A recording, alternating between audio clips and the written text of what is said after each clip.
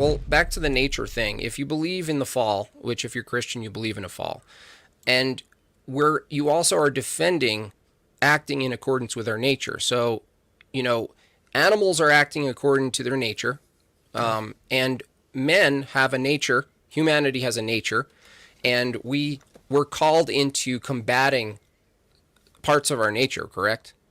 Our Um, appetites, our wants and desires, as you said. I agree with that. That we're always in a battle of what we're drawn to doing through our well, senses we're in a versus what battle we ought against. to. Really, we're in a What's that? battle against our own pride. It's not against our own nature. Our nature was good. God gave us our God-given nature was good. It was us who the fall was man-made, right? Like Mm-hmm. it is the corruption of our nature that is the problem. And so we're not in a battle against nature. We're in a battle against our own pride, So which the is to go battle against of nature. okay, so the spiritual battle that we have as human beings, particularly made in the image of God, which animals are not. Mhm. Our spiritual battle is actually more of a is a spiritual battle, not a material battle, right?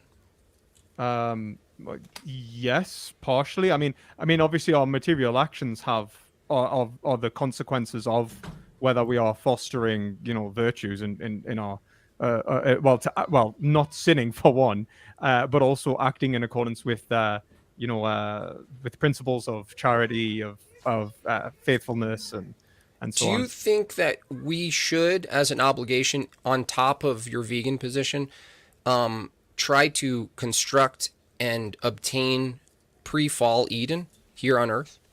No, no. I mean that was the old. That was the old. We shouldn't look towards the old Adam. We should look towards Christ as our salvation. Paradise is in Eden. Paradise is separate from Eden. The point of paradise is to the point of paradise is, if anything, um, the point of paradise is to well, not the point of paradise. The separation of Eden and paradise is overcoming um our original sin to the point in which we are now free, rational agents uh, uh, who have indulge. No, I don't want to use the word indulge. Have truly embraced God's grace under our own volition. That's the real difference. Uh, Sorry, one uh, second. I'm really sorry. no, no, it's all right. Yeah, so obviously something popped up with Jim Bob's kids during this afternoon debate. Give him just a second. He said he would be right back.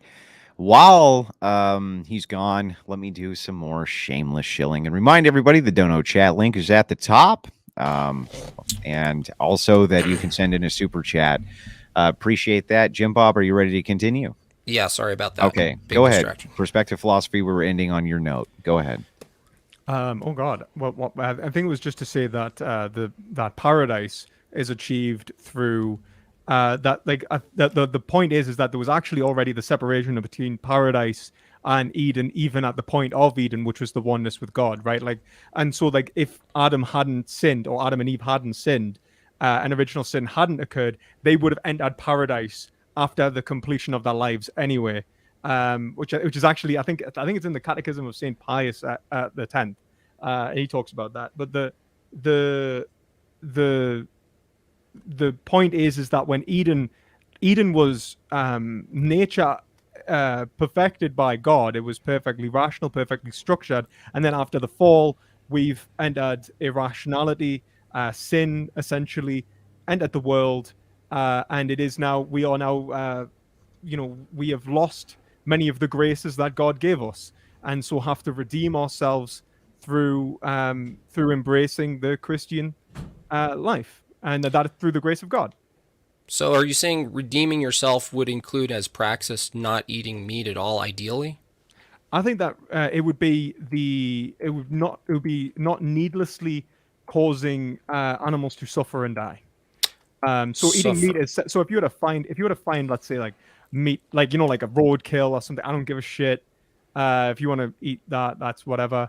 But it would be contrary to human dignity, and I think that's very important as well, because animality is part of what it means to be human, and so it is about respecting yourself as much as it is, and your the animality within you, as much as it is respecting the animality of the other, the specific animals that you would then consume and kill and so on. Okay, and I just want to question about your basically your what your appeal is. Are you appealing to the Catholic Church and their dogma, or are you suggesting that they ought to take a new position here? Because I mean, it's interesting to me that you're taking this position and kind of trying to make the two work. But what is it do you think was missing in the last 2,000 years that the fathers and everything established in practice didn't take your position? Oh, there's What's loads of contrary? stuff. There's loads of stuff. I mean, in terms of both understanding and wisdom, right? There is the ethical conception of animality as how it's developed uh, through the Aristotelian tradition, which has been carried on through the church in the first place. And then there is also, so there's the ethics side of things, which have developed, but then, even in relation to civil rights and our own humanity and animality, which have been progressing. And then there is the technological advancements. There's collective farming. There is the advent of the biological sciences to understand what our nutritional needs. There is there is the procurement of new and varied means of fertilizers. There's so much involved that's necessary for veganism to even be applicable. So yeah, like I mean, like even 200 years ago, I wouldn't have even expected. Even 100 years ago, I think it would have been hard for whole populations. The idea of a whole population to be vegan, I think it would be damn near impossible. And even for us now, it's going to have to be a transitional period where our economy develops around our new sort of more our plant-based approach, because we still rely heavily upon animal products. But that's So mostly out of habit rather than necessity.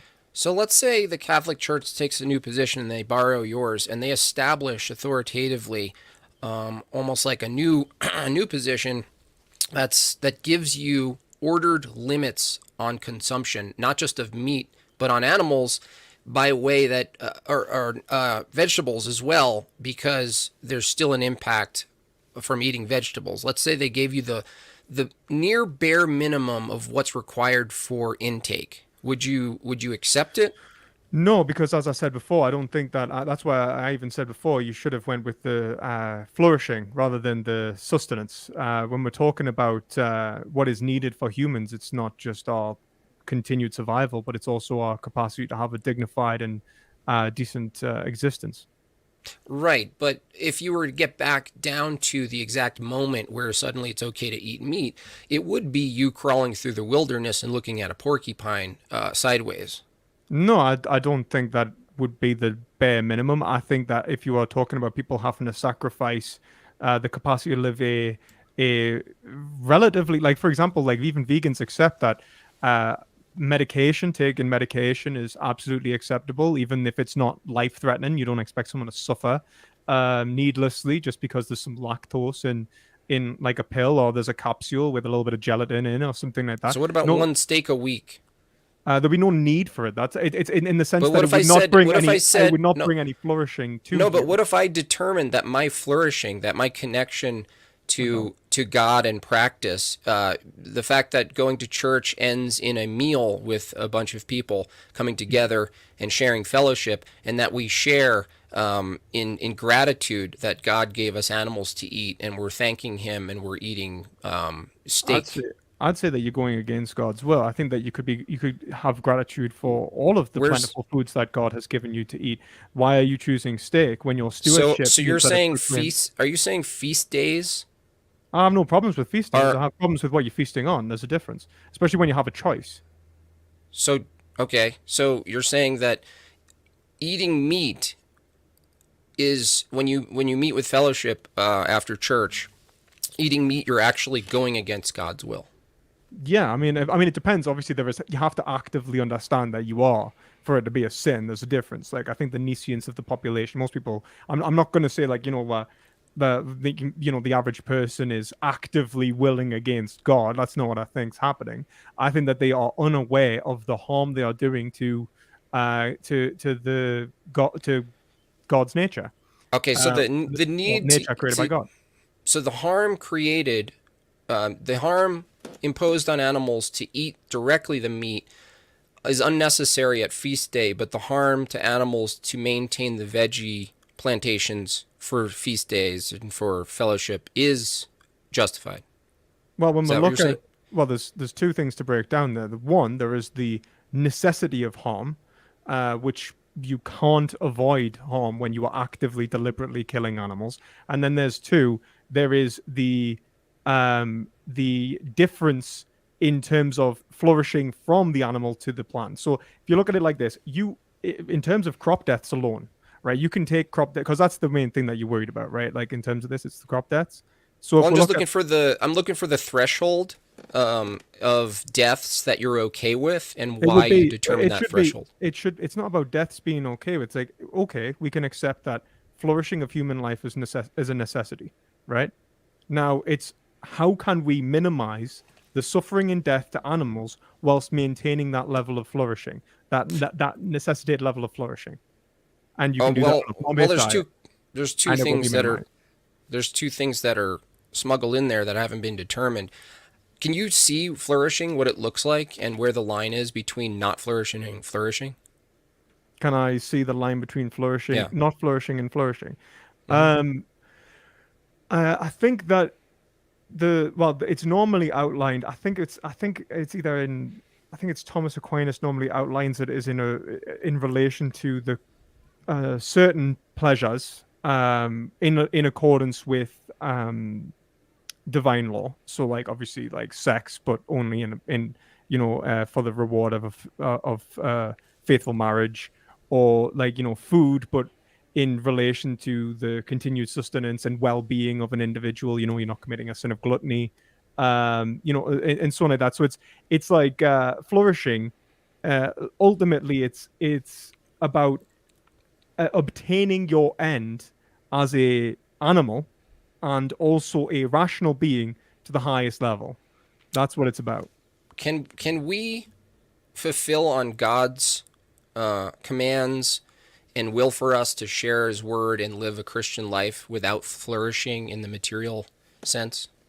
No, I don't think so. Not in a way that would be, it would be neat. We could, but I guess it would be if we could obtain, we couldn't flourish in a material sense without flourishing in a spiritual sense anyway, right? So that's kind of like built in. You can't have Well, material that's the flourishing because like okay. That otherwise you'd be sinning and you'd be acting against your spiritual nature, which means you would actually be living a life of unhappiness. And that's what in the I'm saying catechism is that again. can a starving person in Ethiopia hear the word of God and live accordingly and Spiritually, yeah, spiritually yeah. flourish without getting any more food? Really? I mean, they could spiritually flourish, but not in the sense that like it's not their flourishing that would be in question. It would be ours in not giving them, and it would also be masochistic if they aren't feeding themselves. So like they couldn't be acting in accordance with the will of God if they aren't trying to will their own well-being. It's sort of built in. It's part of like respecting. This is why your animality is so important, because your animality is part of what you are. It's the unity of body and soul, right? Like you have to respect your body. You have to take care of your body because God has also willed that you are a material creature with material needs. Okay, so I mean, because what I'm trying to point to is that if there's not a clear line between not flourishing and flourishing, you kind of went into some examples. The question is whether you can point to it completely in any given situation and be like, you're flourishing, you're not flourishing, you're flourishing. Because if you were to apply your system, you would need to say, well, you don't need that steak because you're clearly flourishing. And I'm asking for how would you know and what's the standard of and the threshold that you can point to say no, you don't actually need that steak. No, It sounds I think still that you very would. vague I think there to would me. be material points of well-being. I think that are necessary for material flourishing. I think you got to. Are you hitting your sort of macronutrient intake? Are you able to? So, for example, in terms of material development for children, you might be talking about things like: is your capability of thinking being maintained? Are you having a minimum standard of of happiness, which helps you avoid essentially unnecessary suffering. Like there's a point in which if you aren't achieving a certain level of happiness in your life, you're essentially suffering. Especially, I mean, obviously less so if you are more spiritually developed. Like there are many the fathers of the church might be more spiritually inclined to be able to take more suffering than the average person. Right. Um, Okay. but Let me just, sorry to interrupt. Is that it sounds like now the meter, the barometer is now suffering, but it seems like it's just kicking the can because can you determine what's suffering? Because a human being can be in pain, and a lot of people habitually equate pain and suffering. Do you equate pain with suffering, or you have a I think distinction pain is a between those? kind of suffering. Yes, I would say certainly. Well, I but mean, is all suffering pain? not all suffering is physical pain. No. Okay, and if I'm in pain, am I automatically suffering? Yes, No. you are suffering. I mean, you could be you. No. You are. Like look at it Is like this. there's no Like example of me being in pain that I could overcome the pain and not be suffering through I mean, Christ? yeah. I mean, It could be for a greater good, but that doesn't mean that you haven't suffered. Like Christ suffered death and was buried, but it was for a much greater good. But he did suffer death and was buried. Like So, from the Christian worldview, long suffering as a virtue is necessary, but not necessarily needs to be caused. yeah. So like some suffering is necessary, but only in relation to whether it actually allows for the fulfillment of God's will. Like as Christ suffered, so Right. will So, we. when you go around looking at people and you think you're observably seeing them suffer, intervening on that, would you say intervening on it, you wouldn't automatically know if it wasn't you were actually intervening on something greater? Unless the suffering has been deliberately willed for in accordance with the providence of God, God's will, then we are as Christians obligated to intervene, to actively love our neighbor to end But why aren't their we plight. obligated to intervene again with animals causing other animals suffering? If they have a soul and a will and we have the capability, you in your opening you said if we can, we should. I don't understand why we shouldn't intervene with Well, animals killing other animals. If we can, we should. because nature itself has been ordained to be a structured has been ordained by the providence of God himself, and so that the existence of predation is necessary for a balanced ecosystem, for a balanced natural environment. And so then what is called natural evil, quote unquote, which is not evil at all, is essentially just the is essentially necessary for the continued So okay, sustenance of the animals which okay, okay, enjoy but there, God's grace. So I it's think like there's going to be a contradiction here because let's you say won't have predators, the deer overpopulate, that kind of thing. No, I'm actually going to point to that is that if we remove ourselves from intervening with the providence of God and His ordered nature in the wild, Mhm. and we see that a male giraffe who's sterile is killing all the other male giraffes, and the result is they will not have a population. You're saying it would be against God's will, basically, right, to shoot the bull giraffe that is killing the other Oh no, no, bulls that no, I never said that. well, I that's think that we, intervening. yeah, but it's intervening in order to establish what we see as the natural, as the flow of nature, as No, the if flow it of was. nature. No, the flow of nature is that the bull kills all the males. Yes, but it puts nature into disharmony. So like look at it like this. Like it depends on what you mean. Like are you talking about simply just the bull killing the males as just a natural thing that would then go on and it's not actually causing an issue in terms of the balance of the Well, ecosystem? it's an example that happened that people all the vegans were up in arms because there's a woman who took a picture of a giraffe that she shot, and of course they didn't do the whole story, and the whole story was that this bull being sterile and not capable of reproducing was actually mauling and killing the other males that were capable of reproducing, and it had a massive effect. It would have had a massive effect on procreation in that population. So there was conservation methods that required harming animals, but that conservation method is inconsistent with your intervention method, the lack of intervention.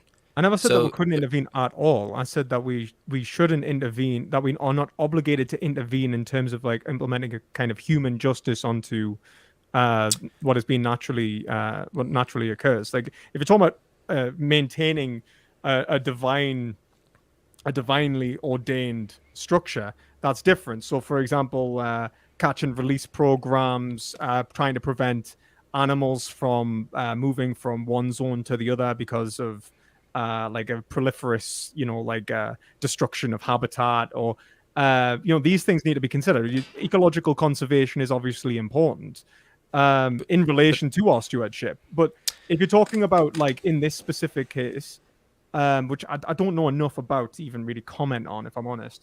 But if we're talking about the specific case from which there is a giraffe killing, it's a sterile giraffe. It is essentially preventing the other giraffes breeding because it's a bull. It's more capable, but it's sterile, and so it's fulfilling its natural end, but it's preventing others fulfilling their natural ends.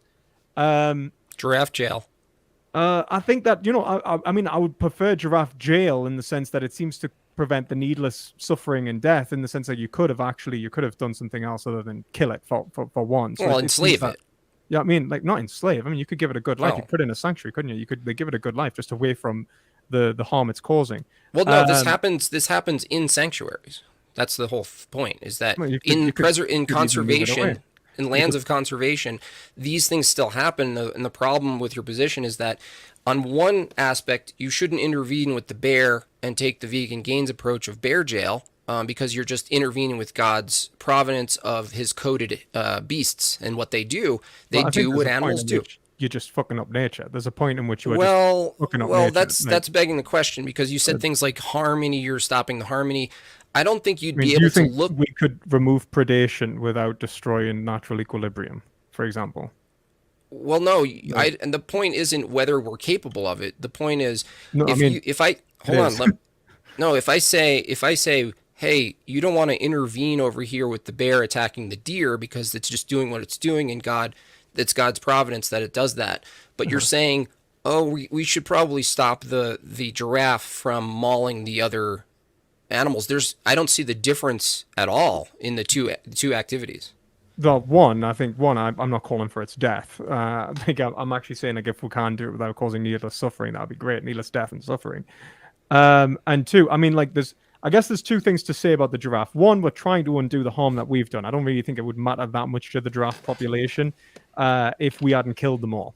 If we hadn't shot them all in the first place and caused such an issue with the giraffe populations, we wouldn't have to be worrying about whether giraffes are fucking or not. Like, essentially, we are having to fucking make sure that we have to cock block sterile giraffes because we've shot that many of them, essentially. I disagree. I think a lot of what you see as a shot giraffe is actually within a boundary that's funded by people who shoot the giraffe, and it's actually ironically the people who shoot the giraffes and the big game who fund their conservation. Only contemporary, only like we are talking like very modern 21st century, like this is what's going on now. Before it was open fucking season, Wild, man. yeah, Like, wild. yeah, Right. it got fucked. Like we fucked it. Like not me and you personally, not even 21st century man, but humanity fucked it up.